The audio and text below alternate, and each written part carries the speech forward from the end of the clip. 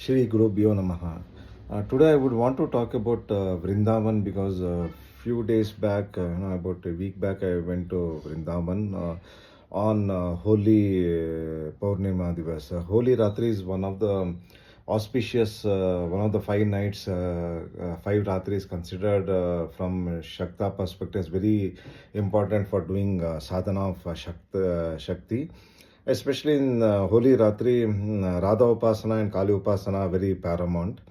Vrindavan was as usual very crowded because of Holy Divas.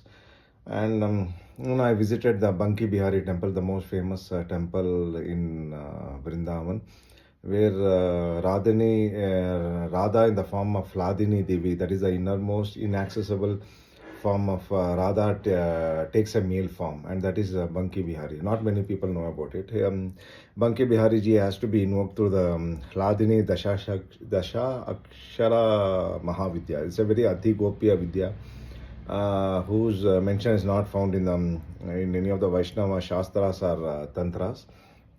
Then I also visited the Radharaman temple, which is also very beautiful. The idol of Krishna is very enchanting. Normally Krishna gains his beauty from Shakta perspective. He gains the supernatural beauty is because of his meditation on Radha. So that's why she's called as Radhika. And that's how few mantras of Radha, they have the Aradhana Devata of Krishna appearing as Radhika in the mantra. Then I also visited the modern temples of Prem Mandir, ISKCON temple. ISKCON temple is it has got a lot of divine spiritual vibrations. It's a very nice. Also, it's very crowded.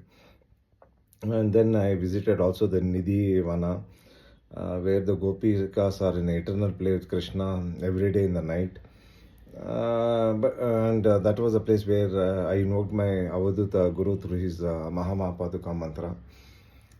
Because one of his concert on the astral plane was Hladini Devi, the other was Vimarshamba Devi, of one of the aspects of Lalita Mahatripa Sundari. It is observed that those who are upasakas of Radha, they get an opportunity to visit Krishna temples also, apart from the few Shakti sthal of Radha. Regarding the Krishna upasakas, if they have a chance to visit places also, the Shakti Pitams of Radha is more of a coincidence. And why Radha is not mentioned in the Shastras is because Sukha Maharishi, when he just pronounced the word Ra, he used to go into Nirvikalpa Samadhi for 6 months. And so he was not able to even complete the name Radha. Such is the glory of her name. And if you go by that, then you can see there's a Radha Tantra, which is Upatantra of the 64 Tantras, where Radha mantras are mentioned.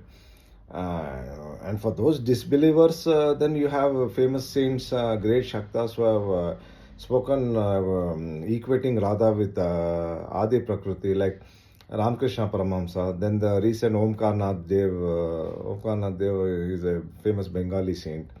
Then the gurus of my lineage, although they were Srividya Upasakas and great Upasakas of all the Dasha Mahavidyas, they were also Upasakas of Radha. My Atma Guru Devi Param Guruji was an Amsha of Hladini Devi. And he had grace of direct vision and grace of Hladini Devi, who bestowed her mantra and her sahasranamam to my Guru, including the Paduka mantra. And then my Avaduta Guru was, he had done such sadhana that he rose to the state of that avastha of being a consort to Radha. Then you have the ISKCON founder Prabhupada talking about the upasana of Radha through the Sahajya Krama, that is a tantric path in the Vaishnava Tantras, where the eligibility for that is very, very high. And also you have the the great Braj saints of Vrindavan of the ancient past, who has spoken glory about Radha Rani. So purely going through written text Shastras, one cannot claim that whether a particular devata exists or not. or whether a particular devata is important or not from spiritual significance. Because most of the things in the sadhana krama is mostly through oral tradition based on one's Guru Sampradaya and Guru Parampara.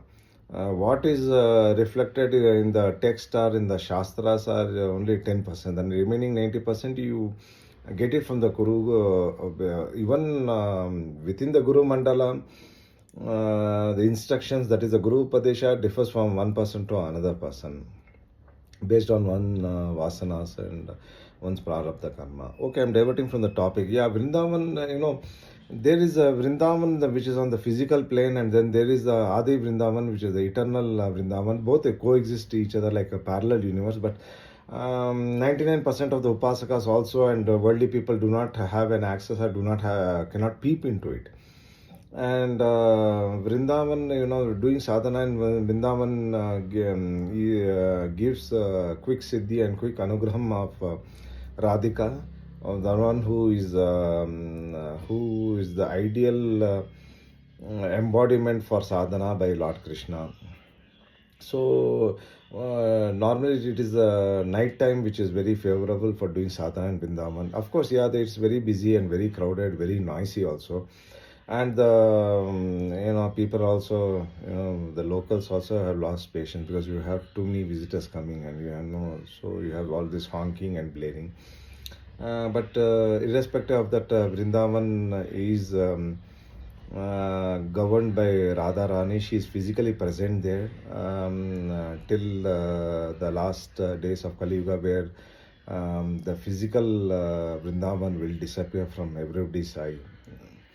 What about the mantras of Radha? There are very few mantras of Radha mentioned. Apart from Radha Tantra and Srimad Devi Bhagavatam, you don't have anywhere else a mention of Radha Rani mantras. Most of the Radha Rani mantras, Radha mantras, 90%, 90 to 95% are all from oral tradition. That is, you will have to receive from a highly realized guru who has received the anugraham of Radha in her various aspects as Radha Rani, Radhika, Radha, and Hladini Devi.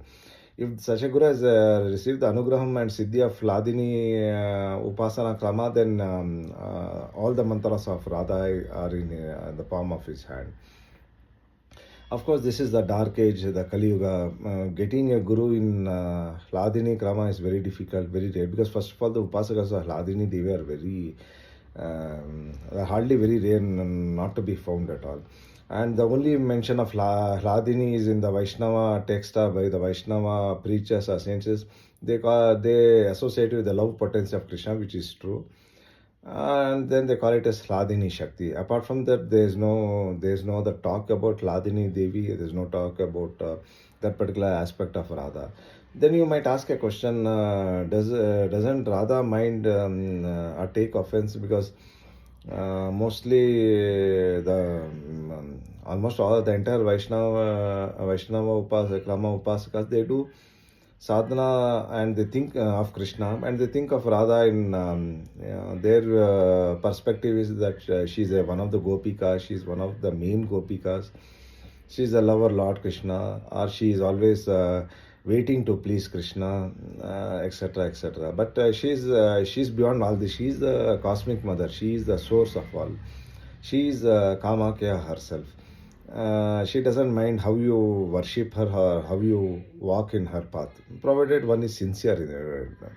So that is the greatness of Divine Mother. She accepts worship because she is present in all and she is everything. And it is for her. It is her mysterious will. Why did she choose not to be revealed in the Shastras openly? Of course, there was a very vibrant, dynamic Shakta tradition of Radha long back in Vrindavan. I did see few a text, in half Braj and half Sanskrit written text where it is mentioning about Radha Rani. But I don't know, due to Kali Yuga and due to male chauvinistic or due to the Islamic invasions, or due to lack of realized gurus, then you have no worthy disciples. So the practices of Radharani are disappearing. Now you only have the Nama Japa of Radharani. The glory of Radha Nama is mentioned in the Shastras. If you chant, they say if you chant, Radha Nama once, it is equivalent to chanting a couple of lakhs Lord Vishnu's name.